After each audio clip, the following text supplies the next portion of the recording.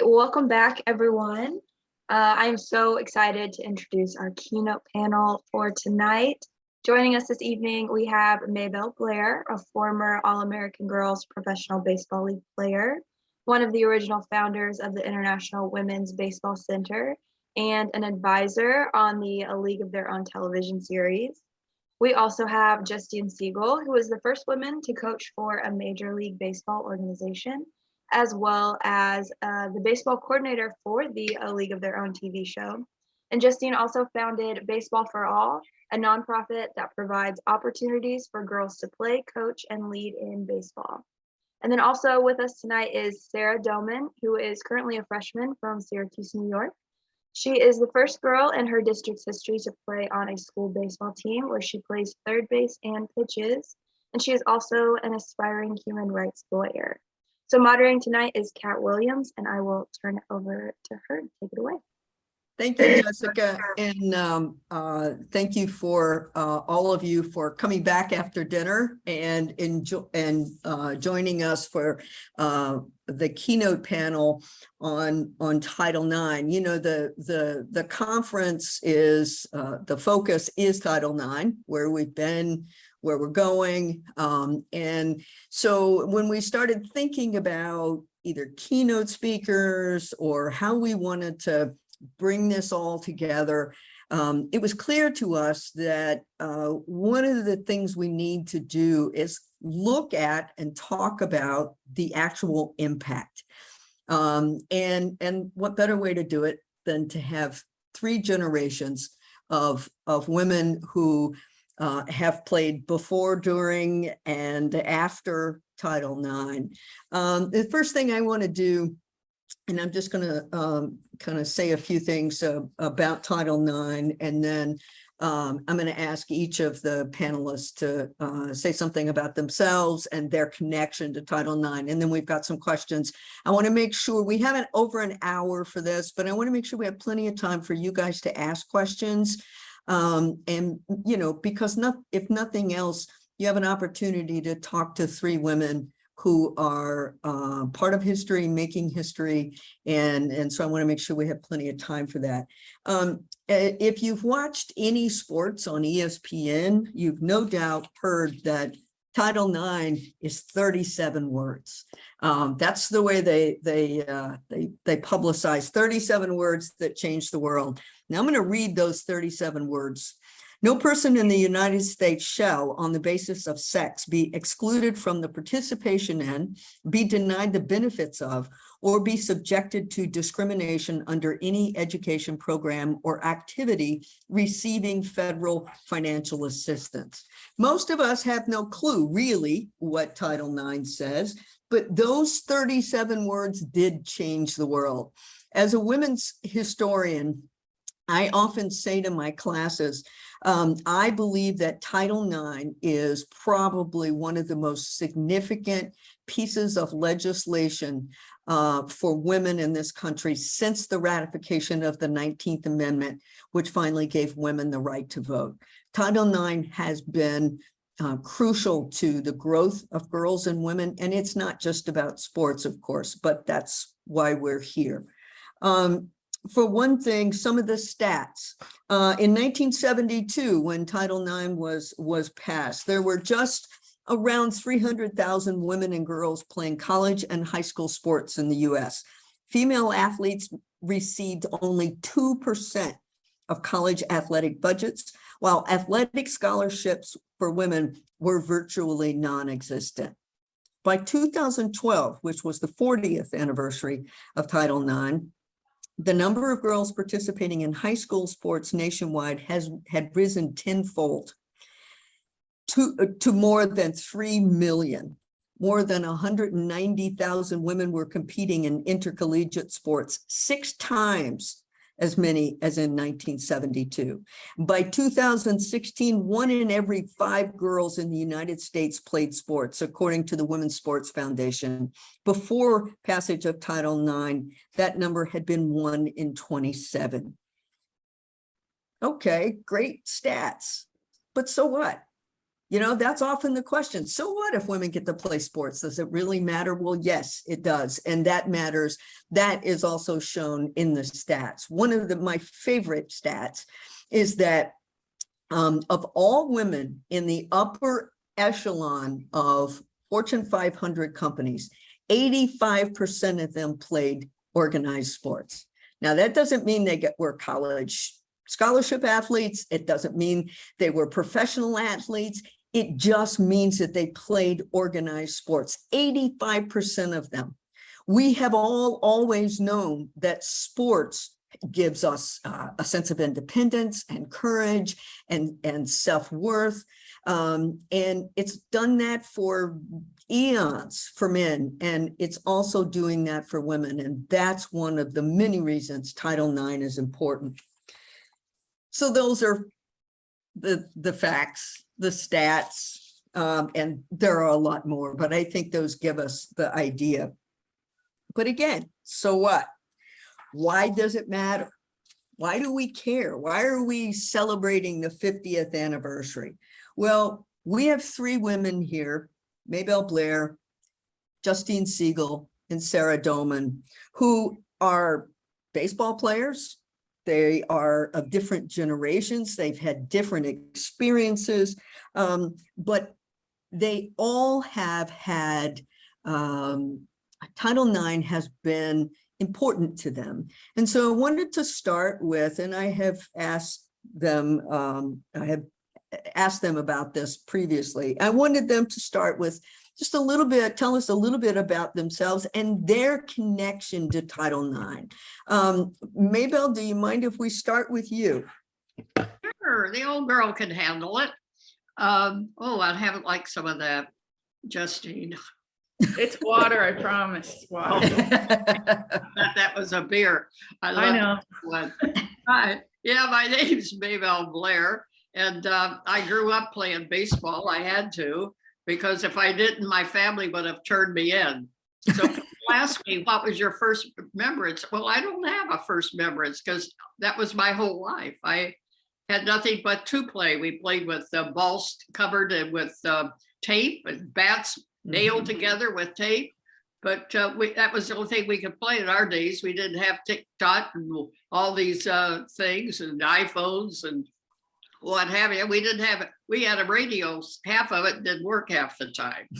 And anyway, that's the way I grew up, loving baseball.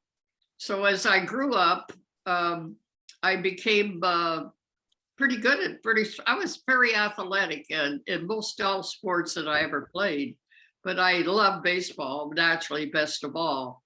So I grew up in Inglewood, California, and played, and finally a scout saw me, just like in the League of Their Own, and said, "Hey, Maybelle, how would you like to come play professional baseball?" I says, "You're out of your cotton picking mind. My mother wouldn't let me go." Well, make a long story short, he followed me home. And my mother, who wore the pants in my family, was answering and telling him no, no, no, no all the time. And finally he says, "Well, Mrs. Blair, we're going to pay her $65 a week." And my mother stopped right then and there. He didn't get anything out. She says, "George, go crank up the car.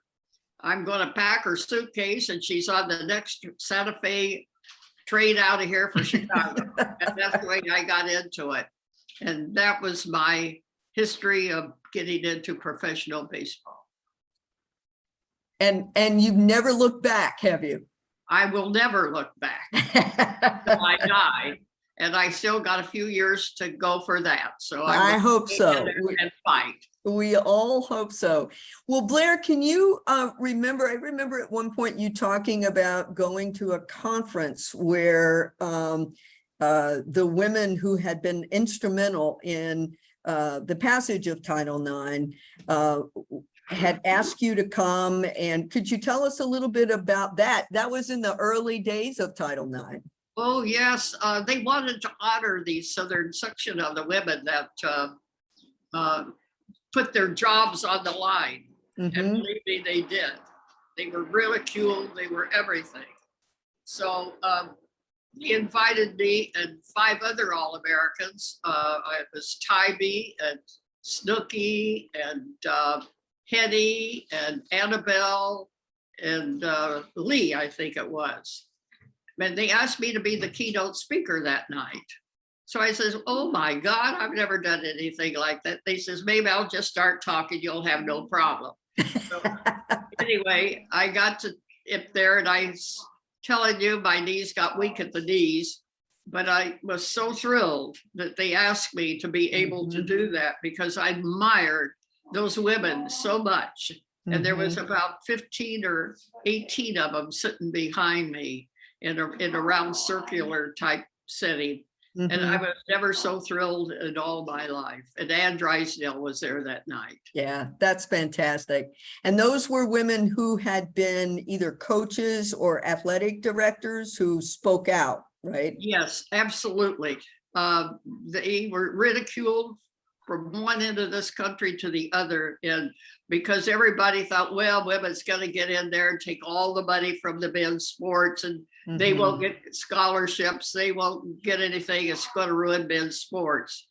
Well, as we all know, how wonderful it has turned out for the women and for sports altogether. In fact, it actually raised the men's ability because they know they have competition as far as scholarships and so forth with the women. And it has been a wonderful thing. And like you said, I have met so many women through sports that went to college. They got to play sports, not that they all became professional or was wonderful at it or what have you, but it taught them how to get along, how to organize, how to be a team, how to anything like in that order. It was the most wonderful thing that ever happened. It opened the door for women to be able to go on and show how great and wonderful leaders that they could become also. Yes, well said. Thank you, Blair. Justine, do you mind telling us a little bit about your story and connection to Title IX? Without Title IX, I can't even imagine who I would be. I grew up playing every sport you could imagine. I was the only girl in my soccer league. I'm 47, so I think that's sort of relevant because not only was I the only girl in my soccer league, I was the only girl in my baseball league that I played, and I was the only girl who skateboarded in my middle school. I was the girl who played sports, or as some people said, the boy with long hair. I just, without Title IX, I wouldn't have had the opportunity to even be the girl who plays with the boys. And one of the great things is that, Sarah plays baseball, and so she can be the only girl, but the difference between when I was growing up from when she's growing up is tremendous. And like every girl has played soccer now, there's so many opportunities. Whereas when I was a kid, it was tennis, volleyball, basketball without contact, and field hockey. And those were kind of the choices. And those weren't the choices I wanted. Well, I did try basketball, but I kept fouling out. So, Were you tackling? Title IX is who I am. I just don't know what I would do without it. Yeah, I can't even imagine where I would be as a person, and of course where Baseball for All would be today. Or if there would be one. But yeah, there sure wouldn't. It wouldn't be there. We would all probably still be playing slow pitch softball. Right. And it seems to me, Justine, that, not knowing where you would be, then how many hundreds and hundreds of girls have you touched? How many lives have you touched? If all you're doing is looking at Baseball for All, I mean, then I would think that the numbers are huge. And so if that removes you from that equation, then it also removes them from that equation. And that's a really sad thing to think about. Well, thanks. I haven't really thought about that, but yeah, that would be true. And then of course we have to, honor Maria Pepe and her willingness to sue Little League when she was 11 years old to make them allow girls to play baseball. Of course, they tried everything on why girls couldn't play. If they get hit in the breast, they'll get breast cancer.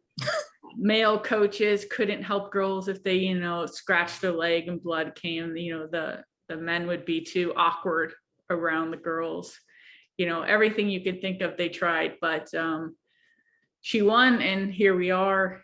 And Right. Without her and that sacrifice, for sure, Yeah. Baseball for All wouldn't be here. Right. Thank you, Justine. Sarah, you're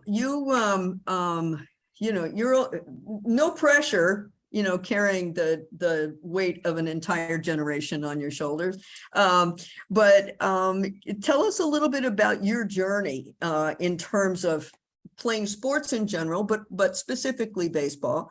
And then I run into a lot of students, college age students, who themselves are athletes, but they know nothing about Title IX. And I'm curious about that piece of it too. Okay, so first of all, I'm Sarah. I'm 14 and I just started high school. I play hockey, baseball, and volleyball. And I feel like a mix of Maybelle and Justine because I grew up playing baseball and I still do, but I've tried every sport there is. And like Justine, I'm the only girl in baseball. I'm the only girl in hockey. And getting to go to Baseball for All and seeing a million other girls is the coolest thing. But because of Title IX, I get so many opportunities, and I don't know where I would be without baseball and hockey and all of this. Mm-hmm. Good for you. Well, tell us a little bit, if you don't mind, tell us a little bit about obviously you are a multi-sport athlete, and that's fantastic, by the way. But in terms of baseball, I know you've played at Baseball for All tournaments, right? Mm-hmm. Can you tell us a little bit about when you started playing baseball, did you play in Little League? Just a little bit about your journey in baseball. I mean, I know you're 14, so your journey has not been decades, right? Yeah, so I started in T-ball like every kid. I played Little League, and then I started travel baseball. Then I went to school baseball, and as an 8th grader, I was the captain of the middle school team. And I still play travel baseball, and I also am doing the MLB develop events like the 60 best girls go to Florida and Nice. Yeah. Very good. Well, is Title IX something that and again, I apologize for asking questions that sounds like I'm asking you to speak for all of your friends, but is it something that you feel like the other girls that who play sports, do they have a sense of it? As I said, I know a lot of college students who don't, even though they're athletes. And I'm just curious if it's something that you feel like your friends who are athletes have a sense of what Title IX is and its importance. I really don't think so. Not enough people do. And I wish I even knew more about it, but I think everyone and all of my female athlete and teammates should all know more. Yeah, good. And that does this professor's heart good. I think you're right. We should all know more. And thank you for agreeing to talk to us, because one of the ways that we learn about the importance of anything, and especially Title IX, is when we have examples. And so I just have a few questions. I want to start the conversation, and then for the rest of you, if you want to put questions in the chat, I know that Jessica's going to keep an eye on those. So some of these questions are versions of what we've talked about, but I want you to get into it a little bit more. We're all here to celebrate and sing the praises of Title IX, and Lord knows I am one of the biggest supporters. But I'm just curious, are there things that negative things that you either see, you have experienced in your athletic life, or things that you know about that are negative for women's athletics? And we can start with whoever. It's for all three of you.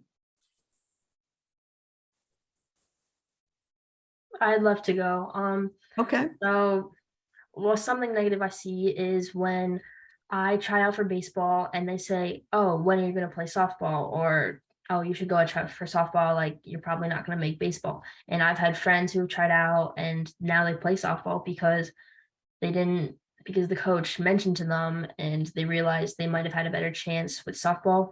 Mm. Yep. So do you think that the negative piece of that is that it's created that rift between softball and baseball? Is that what you mean? Or Yes, and that girls can't just play baseball without being questioned. right, right. Good. Justine, what about you? Well, we know there's more men coaching women's college sports. So with that equality and the money came the men chasing that money. Right. So that's unfortunate that we have less women coaching than before. Right. Blair, can you think of anything that would be a negative? Yes, Something. with Sarah, the old boys, nowadays want to push all the girls into softball. And they don't want them to play baseball. They don't want to have them to have the opportunity. But that is changing fast right now. And they can see where baseball is coming to the forefront, and that they had better get on board because we're going to pass them by. We keep working hard like we are, and baseball for all keeps going. We're going to have so many women wanting to play baseball, and we'll have our home built in Rockford, Illinois, where we'll have our home for women's baseball from all over the world, not just the United States. It's really going to push them to give scholarships for baseball and start baseball diamonds all over the place instead of just softball, and give the girls a chance to play the sport that they love. If they want to play softball, go for it, because I'm for that. Do anything that you want, but please give us a chance to play baseball if you want to. Yeah, and that is, you've all three mentioned in one way or another mentioned softball, and we all love softball, right? I mean, most of us have played it. I know I did, and it's a fantastic sport, but because of Title IX, it became a quote equivalency or equivalent sport to baseball. And that's a very nutshell version of the explanation. But then, so that did exactly what Sarah was saying. It pushes girls into softball. And again, that's a negative. And when it comes to coaches, I mean, now all of a sudden we have these, and many of them quite good in other women's sports. Gino Ariema in basketball and Jeff Waltz in Louisville. They're fantastic coaches. But what was once a job that they didn't want to touch, now they do. And following along with that a little bit, and I promise we're going to move past this sort of opposition discussion, but the opposition to Title IX is pretty heated at times, and I do think it sort of comes in waves. But one of the things arguments against Title IX was it's going to take sports away from men. And Blair mentioned that a little bit. There's only so much money in high school and college for sports. And if we have to pay for girls to go to play, it's going to take things away from men. Well, the reality, of course, is that's not what Title IX says. There are a lot of ways, 3 ways that schools can be in compliance with Title IX, and none of them says you have to cut men's sports. But I'm wondering, have you guys, have you experienced that or any other kind of opposition pushback Why are you here? You shouldn't be here. You're a girl. You shouldn't take a spot, that kind of thing. And if you've got any of those stories that you can share with us, that would be great. My hope is none of you have had that, but I guess that's probably too much to ask for. So, well, during my time, I didn't have that problem because there wasn't any Title IX, and Yep. All we wanted to do was play, and we didn't have the opportunity except for the All-American Girls Professional Baseball Mhm. League. And Right. It was we were so thrilled when Penny Marshall did come up and Title IX come up, and we felt that we were a great deal as far as opening the door for Title IX, and we're very pleased with that element. Right. Blair, did you guys get any, you guys got pushback, didn't you? I mean, people either making fun of you or saying, women shouldn't be playing baseball. I mean, did you all encounter some of that with the All-Americans? Oh, some of them did, but I didn't. I mean, it lasted very shortly because the girls proved that we could play baseball. We could play great baseball. Right. And put out a good product out there. If you put out a good product, people are going to watch it. And if it's not a good product, people aren't going to watch it. So that's what it amounts to. When you put a team out there, be sure that you have a team. Right. Right. Good players, good quality baseball. Right. People are going to start to pay attention. Yep. Justine, what about you? I'm going to answer Catherine's question as well as this question because it's all in one. Okay. I played baseball because my brother played baseball, because my friends in the neighborhood played baseball. And I also played soccer, and I loved soccer. And my whole goal was to be a professional soccer player. I used to practice my autograph when I was about 11. So I could be a pro soccer player. And yeah, I was about 13 when a new coach told me I should quit because I was a girl in baseball. And it didn't matter that my skill, he just said that girls play softball.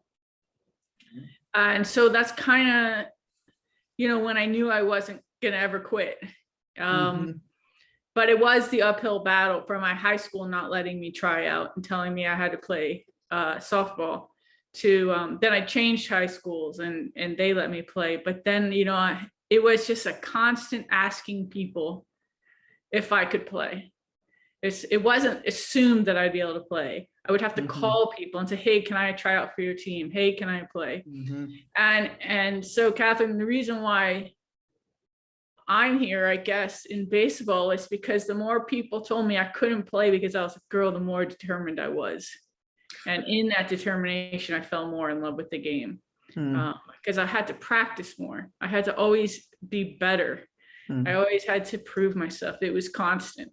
So for me, I think if they had just let me play baseball, like they would have my brother, I probably would have just naturally quit and gone on and tried to play soccer, become a college soccer coach. That's my alternative life. And you would have never heard of me. I wouldn't be here. But just that fight, the fight just to have the right to stand on that field was so intense that I never really got to let it go. And then when I had my daughter at 23, which is still pretty young because I was still fighting to play baseball with the men and stuff like that, I just realized that I could make a better future for other people. I could help stop this discrimination. And so I've been fighting this fight my entire adult life. Well, thankfully, you took up that fight, and a lot of people are benefiting from that. And, I think that's, there's something to be said for that stamina. Sarah, what about you? Well, I feel like most female athletes have had that where you're a girl, why are you playing a sport? And I had a teammate once say to me, Sarah, you can't play baseball in middle school. They're not going to let you. And I thought, that's not true. So I looked it up that night and I'm like, oh, yes, I can. Like, he's so wrong. And, I have to overcome that. And like Justine, I'm proving myself every day. Yeah. Good for you. Good for you. Thank you. You've got some good role models here, Sarah. And I hope to be one someday. I have no doubt that you will be. I can see it in your face. Um, Kat, I'll jump in. yeah. I'll jump in with the difference between Sarah's experience and my experience. One, we've been told that we can't play, but now Sarah knows that there's a whole community of girls who play baseball. 100%. And she has a pathway in theory to play baseball, and she knows her Yeah. legal rights. That first time I was told, wouldn't have even known who to turn to. I didn't even tell my dad. Mhm. I mean, it just seemed like this was going to be my life. Mhm. And Right. it never occurred to me. And so one of the things when I started my pursuit with girls in baseball, it was, what would I have liked when I was a kid? Mhm. And that it was to see other girls playing, to not feel alone. And, Right. and while we're not there yet in 2022, we do now have a community that allows these girls to know that they're not alone. And Yeah. that's progress. We're not there yet, but it's progress. Right. And that's a Right. Title IX effect.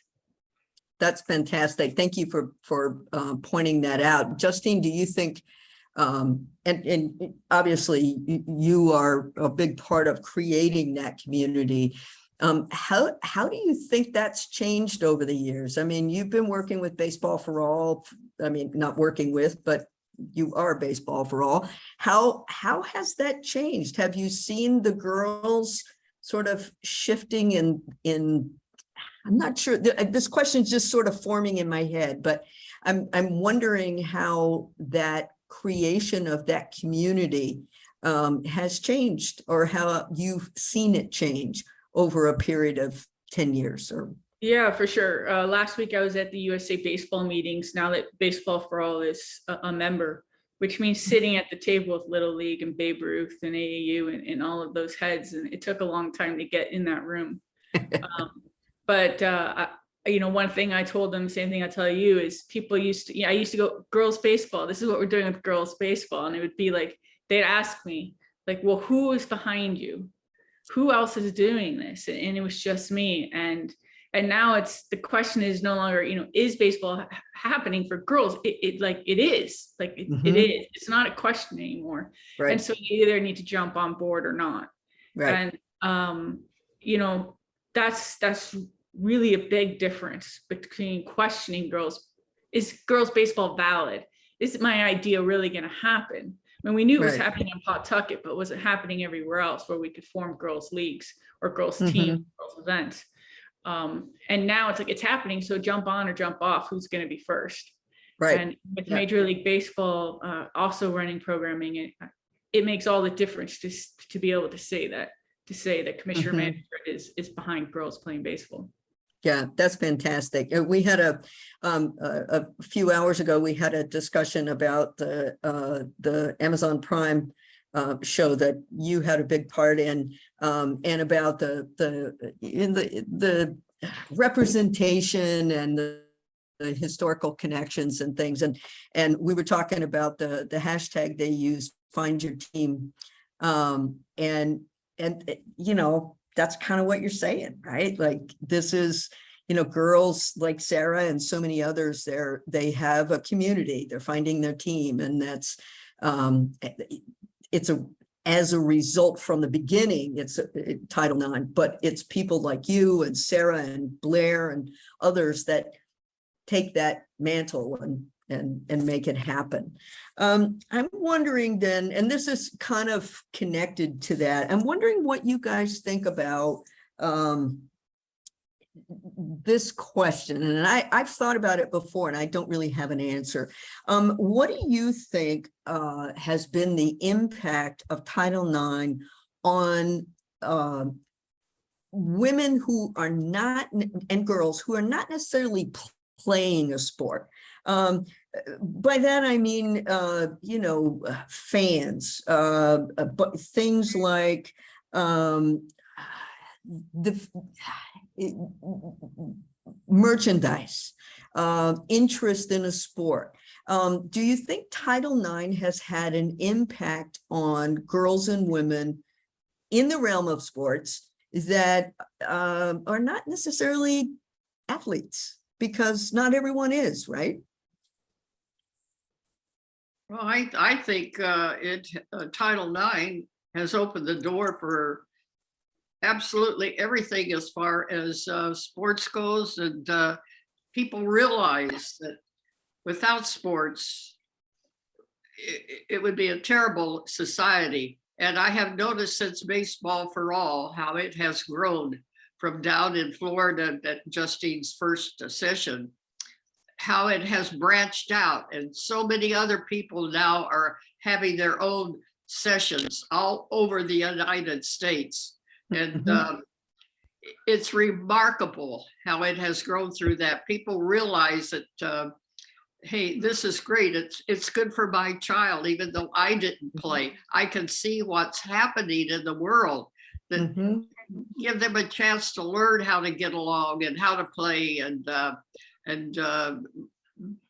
think on their own, and be humble and learn how to win and lose. A lot of the mothers and fathers are so realizing this, and they're pushing baseball in all sports now because it is a wonderful thing.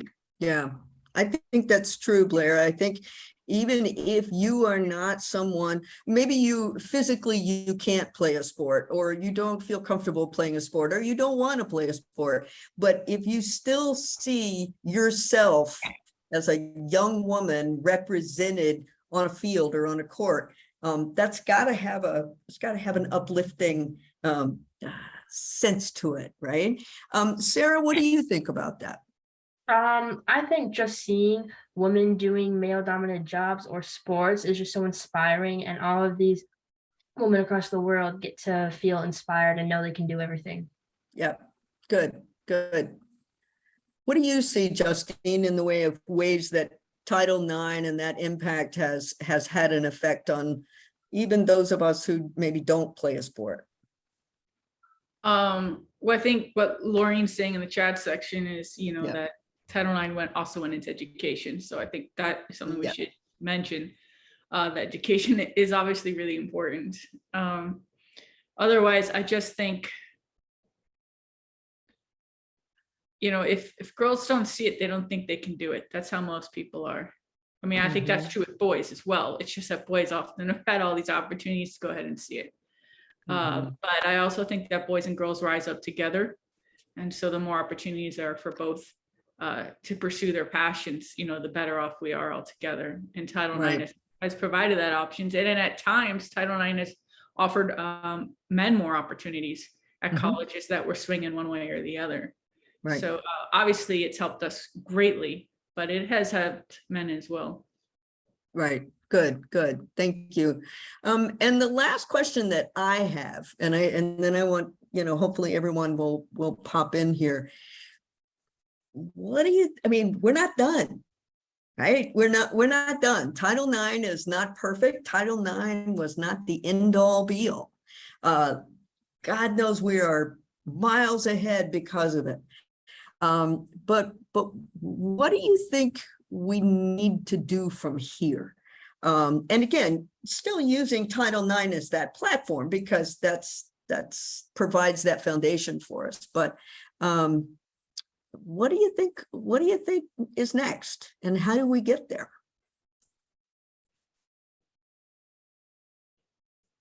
Well, that's a good question, but I know one thing I'm working for, and that's working for the International Women's Baseball Center, where we can bring in all the other country women's baseball and do it with and it opened up the doors for more and more people and realize what Title IX has actually accomplished.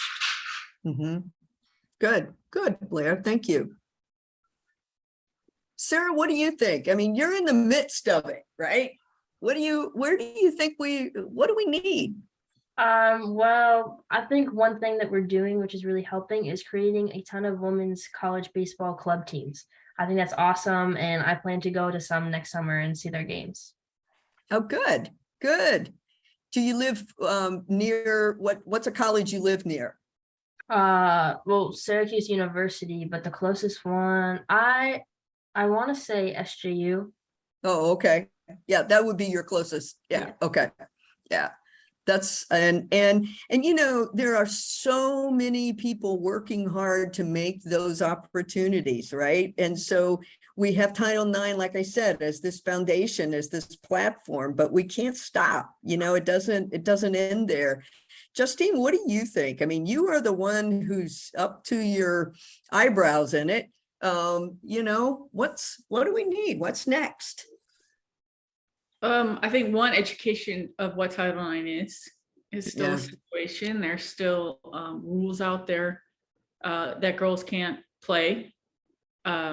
Particularly in baseball, girls can't play because they have to play softball. Or I had a league who wasn't allowing a 7-year-old to play until I talked to the manager and explained to them that they're on federal land, and so this girl didn't get to play. And when she got to play, other sisters joined. I also love what Maybelle was saying with, you know, if we can take the spirit of Title IX and the equality and move it around the world. Certainly we're not the country necessarily leading the way in all aspects of equality, but there's certainly areas where we can help out and show that girls should be allowed to play as well. Great. Good answers. I am aware of a lot of questions. Jessica, are you on the questions in the chat? I want to make sure everybody here has an opportunity to ask questions of these three. I saw one that said, do you or would you want to play in the MLB or in a new women's league, or both? I want to play in the MLB. I'm 47, but you can put me in. But to seriously answer that question, which I know is for Sarah, but I think that both. You can pursue both paths. It's not either or. We could have women playing in Major League Baseball, and we can have a women's pro league as well. I would also say both. I mean, I love playing with guys, like I really enjoy it, but playing with girls is a whole different experience, and I might even love it even more. That's great. What do you think, Blair? You want to play in the major leagues? Oh yeah, I've got my spikes. I just bought a new pair, you know, at 95. So I can hear myself walk around in them and hear that clickety clack. No, I would love to see another league of their own again. That's where I think we belong. If a girl can make major league, fine. I'd be very thrilled if that will ever happen. But my big goal is to have another league of their own and to have a home of our own. And just like the little boys do, I love to have our home there in Rockford, Illinois, Cradle of Women's Baseball. Well, people often, if I'm having a conversation with someone that I don't know very well, or we're talking about baseball and I'm talking about women's baseball or whatever, almost always there are things on the order of, oh, a woman is never going to be in the major leagues. And, I don't know if that's true. But honestly, I don't care. That would be great. I would be very proud. I would buy her jersey, but, we can't stop there, right? Having one person elevate to that is not enough. And so, having tournaments and having leagues, have a league, having opportunities for girls and women to play on whatever level seems to me should be the goal. But I know for a lot of people, it's, if you don't make it to the major leagues, then you're not really, there's no point in playing, even though I don't know what the percentage is of boys that make it to the major league, but I think it's kind of tiny. So, but anyway, that is often an excuse. Some other questions from you. I think chat these three. Do you have anything in the chat, or just speak up, I guess?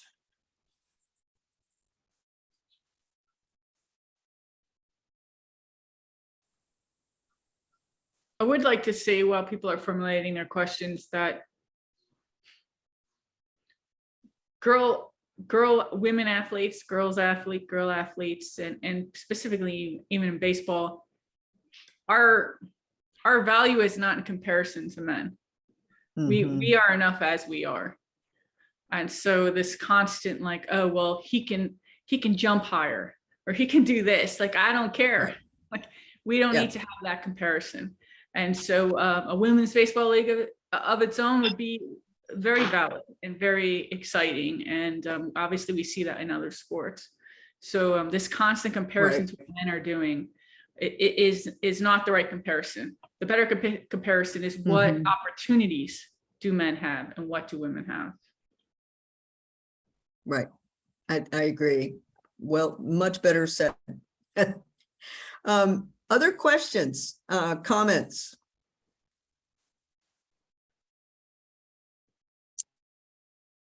Jessica, is there, I think I just saw.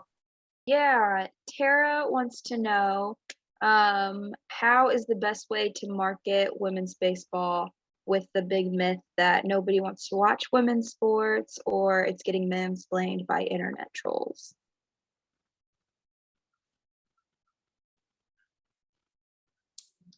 Essentially, I was thinking in terms of the fact that there was a lot recently about, pay equality in the WNBA, and how, why can't WNBA be played more? And a lot of men will chime in and be like, well, Candace Parker will never do anything like, never be on an NBA team or blah, blah, blah.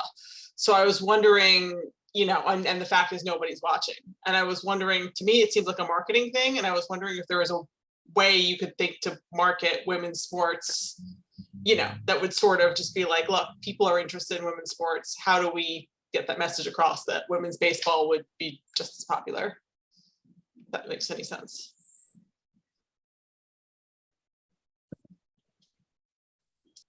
You guys have any ideas? How do we get women's sports on the TV? I know it infuriates me when I can't find the WNBA championship series, but there's cornhole or poker on ESPN. How do we change that? I think that representation is going to matter from Monet Davis, the age of Monet Davis, getting girls in catalogs on TV, just like the boys have when they're advertising a bat. On up, I thought it was great when the NBA was supporting the WNBA. Some of the players were talking about how they got to go watch players and how when they talk about them, I think men can be our allies in promoting women's sports. I think that we need to have a sport to promote. So what are, we don't even have a league. So what are we promoting? And we have Team USA, but somehow we're just not putting in the dollars to get that out. And like the Olympics did when they told the stories of the girls to hook viewers in of the women athletes, we need to be able to tell the stories of these women baseball players so that people care.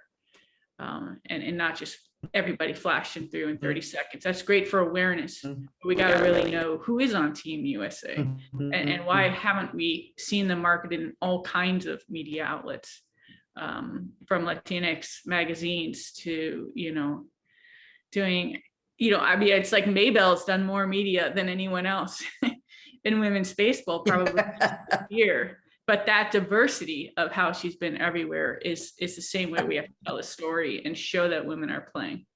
And we have to help people fall in love with our players and the story as well as the game. Right.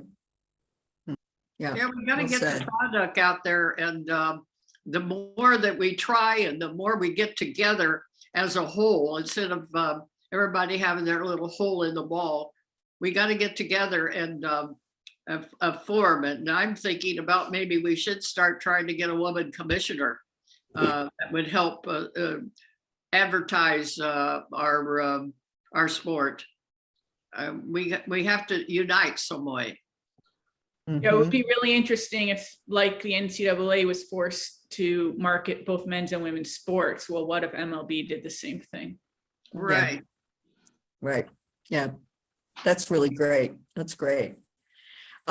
Perry, I see your little yellow hand. Yes, hi. So earlier I alluded to little homages in the series A League of Their Own to the original film. and the fact that thought that Will Graham and Abby Jacobson had taken a specific motif from you, Justine, and I wanted to ask you if it's true. The motif about Carson Shaw baking pies and giving them first to the manager and then to the woman who turns out to be her friend, the black pitcher, Max. Did you talk to Will and Abby about how you bake brownies for their Brockton Rocks? And is that where they got that idea from to include that in the movie? Yes, it was Perry. In addition Yes, to I being knew a it. baseball consultant, I was a consultant to the writers. So there's a few times in this story that come from pretty much inspired by my life. And baking the pie was a version of when my daughter and I, we made brownies for my baseball team when they kicked me out of the locker room because I wanted to do an act of kindness in response to how mean I was being treated. That was my response, to be kind when others were mean. All right, thank you. And one other question for Maybelle.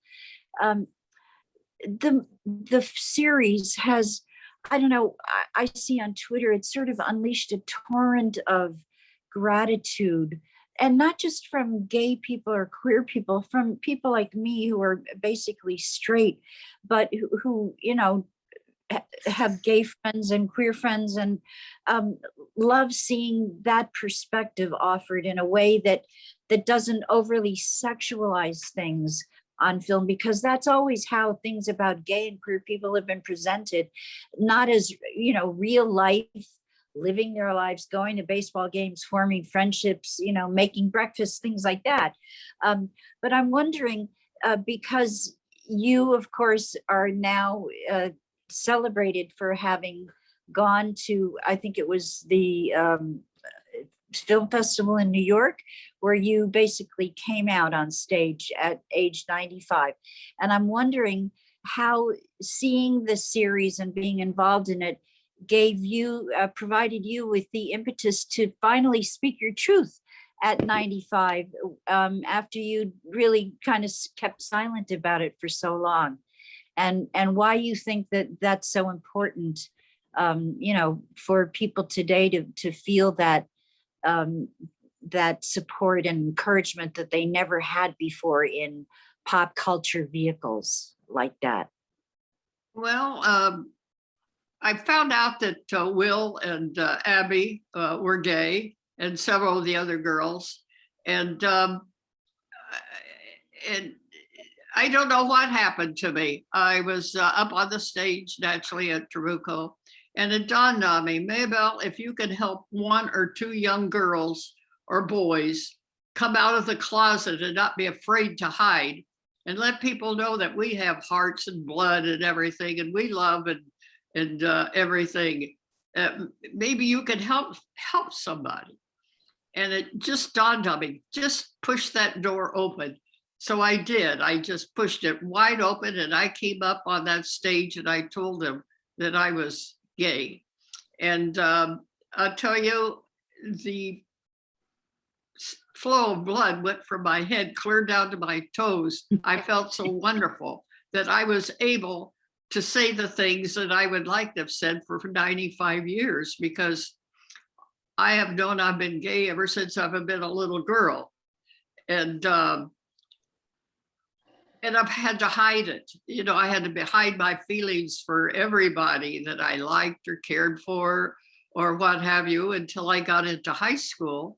And that was one of my first episodes. And I thought we were the only two in the whole world that were gay, until I went back to play ball in the All-Americans, and it was like a party.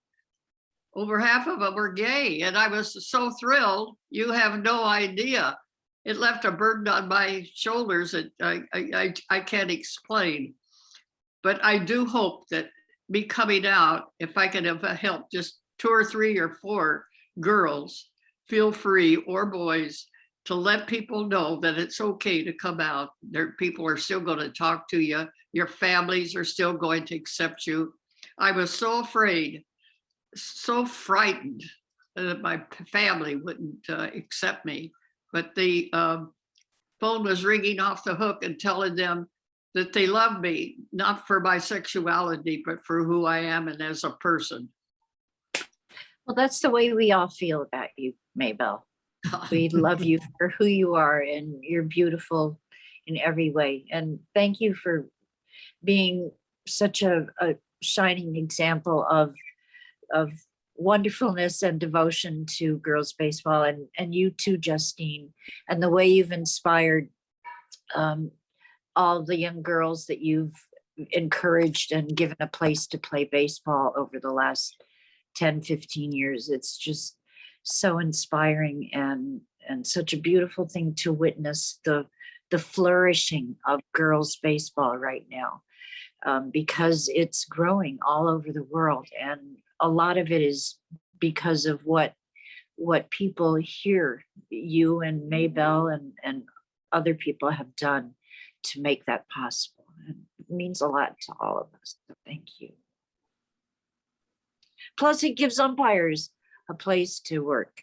So very happy about that. And you're going to have your own umpire school there in Rockford. Yes, Get that we building are. up here pretty quick now. Yep, Go open we the are. door. And I also want to tell a lot of the parents that just because you know that maybe your daughter's playing next to a gay person, that doesn't mean that your daughter's going to be gay or they're going to go after your daughter to be gay. No, that doesn't happen.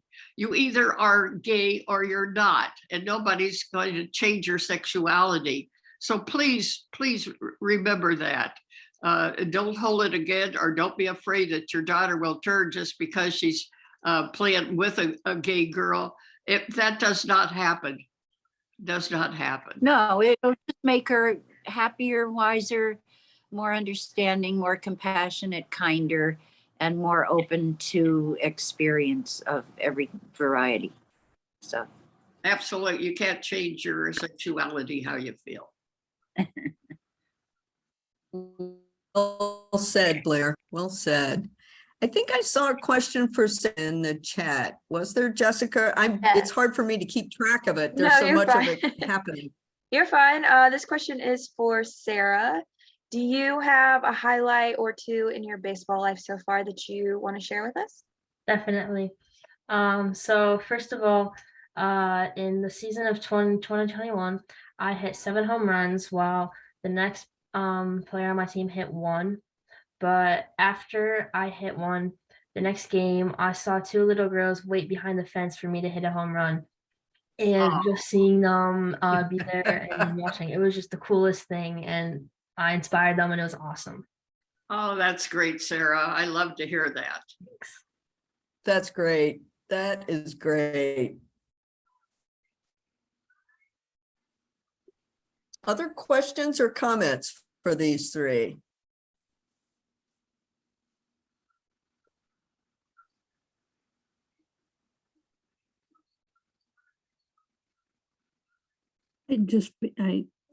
I'm curious, just in an overall sense from all of you, so there's the number of us that are listening today, and you guys get to talk to all kinds of people all the time. What do you tell people when they ask you, what can we do to help? What is our role? What kinds of things can just sort of the everyday fan, the everyday person do to help push the needle on opportunities for women's baseball?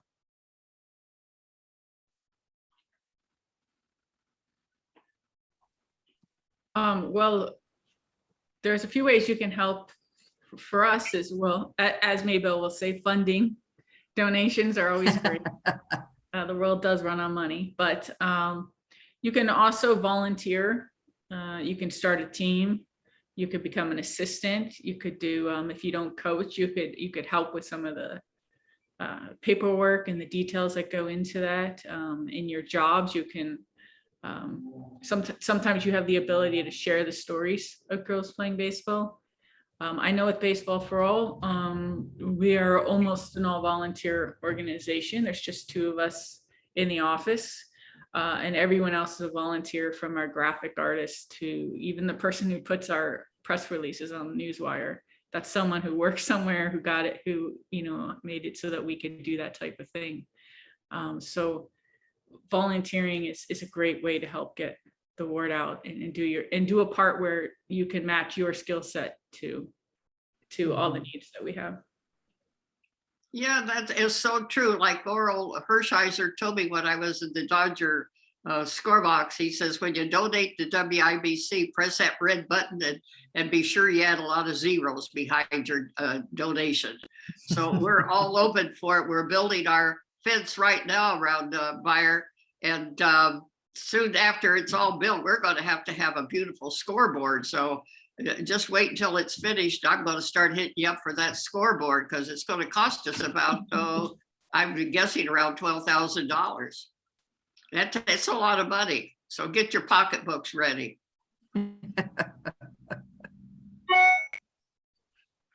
We had a couple of questions about how if there's been any male allies or opponents, or how male teammates have treated you.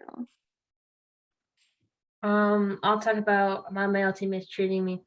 I've really gained their respect. I mean, obviously in Little League, when they don't really know me or anything, they might not think very much of me, but I've also had lots of opponents who will be like, oh my gosh, that's that girl who hits the ball really hard, or something like that. And they'll share their stories about me. Like, I'll be on the field and my dad's in the bleachers listening to the other team talk, and they'll be like, oh yeah, she got a hit off of me, that was not fun, and just stuff like that. And they know me, and I mean, I've been treated well, but there's also been times where I've had people say, and teammates who are like, when are you going to switch to softball? Like, why are you still playing? Stuff like that.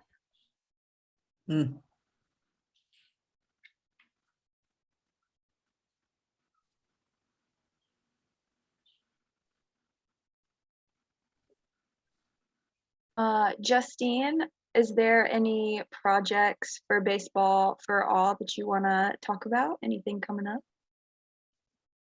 Well, there's always our national tournament that's annual. Sarah was referring to our new women's college club baseball program.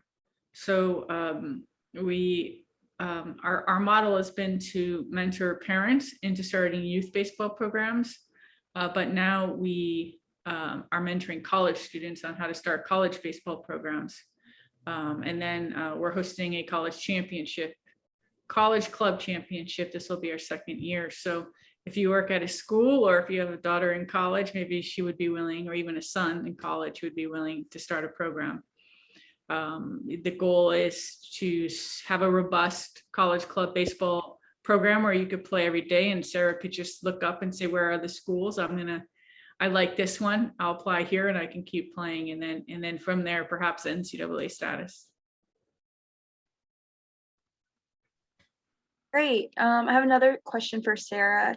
Do you do any speaking engagements, or do you do any talks in your community? No, but I really would love to. But actually last year, for my Baseball for All project, I talked to Girl Scouts and I taught them how to play baseball. And for 30 minutes, I let them ask questions and be like, they would ask like, why do you play baseball? And is it fun playing with the boys? Like, have you ever gotten bullied? And it was really cool to talk to them. That's fantastic, Sarah. That's great. I foresee many more of those in your future. Thanks. I think we have about 5 minutes, right? Leslie, are there other questions or comments? You're still good.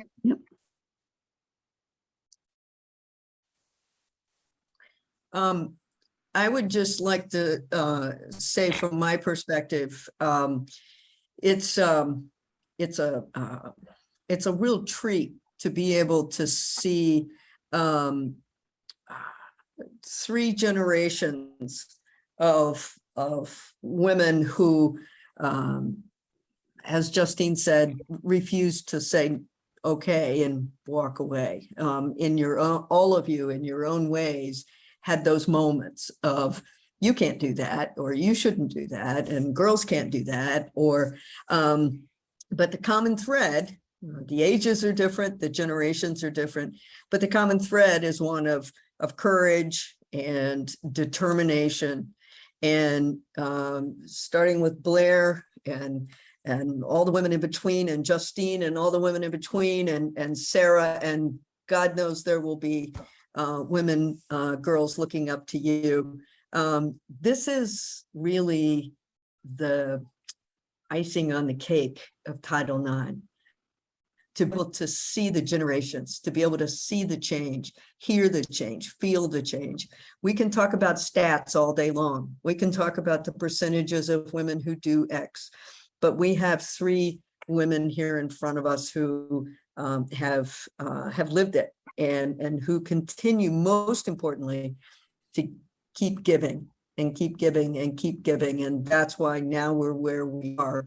And Baseball for All, for example, is this wonderful large organization that's putting girls on the field. And so in just a personal way, I want to thank all 3 of you for that. You know, we all benefit. So thank you. Are there other questions or comments? I think we had one more for Maybelle. Okay. About the A League of Their Own series, if she thought there was anything that maybe they got wrong or wanted to do differently. Well, yes, there was a couple things I would have done differently, but on the whole, I thought the series was absolutely wonderful. I think they did a good job of portraying that Penny Marshall couldn't do in her day, because she couldn't. She would have if she could have. Told about the gay situation, and it brought out about the Negro League and what have you. I think Will and Abby did a fantastic job of putting it together, and I'm looking forward to the second session, and I'm waiting to see when they'll start the second session.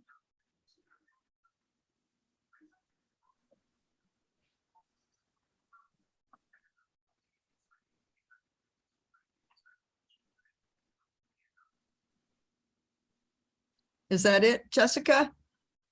That's all I see in the chat, unless anybody has any final comments. I just want to say thank you so much. This is so inspiring. I was right about the same age as Maria Pepe, and I wanted to play Little League, and I settled for softball because I was not courageous like the 3 of you are. And you know, it happened anyway, even though I wasn't the one to do it. But I'm proud of all of you. And Sarah, I really look forward to where your career takes you. I know it's going to be wonderful, and you're going to inspire. You already are inspiring so many people. But you know, just keep going. I'd love to hear these stories. So thank you. Thank you.